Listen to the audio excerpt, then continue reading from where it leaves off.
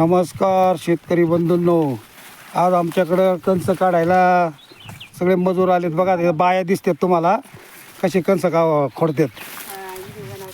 हा, त्यांनाच विचारा तुम्ही. बघा किती रोज मिळतो, काय मिळतो.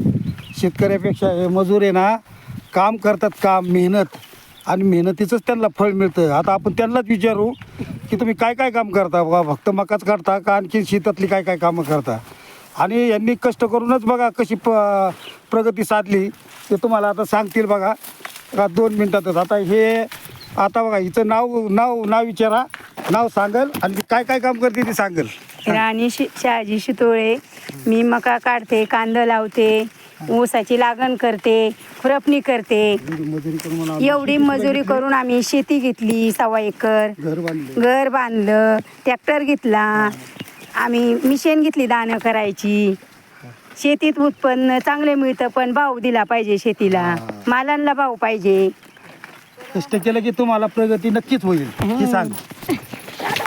आता तुम्हाला दुसऱ्या एका मजुराचं तुम्हाला काय की कसे पैसे मिळतात कसे.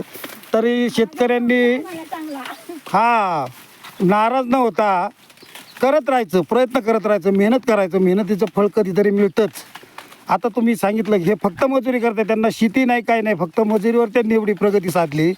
आणि लोक म्हणतात 10-10 एकरवाले की आम्हाला परवडत नाही आणि मग आम्हाला विकायला लागते, नाही तर आत्महत्या करावं लागते. आत्महत्या हा पर्याय नाही आहे शेतकरी बंधूंनो. तुम्ही कष्ट करा, एका पिकात गेलं तर एका पिकात नक्कीच राहील.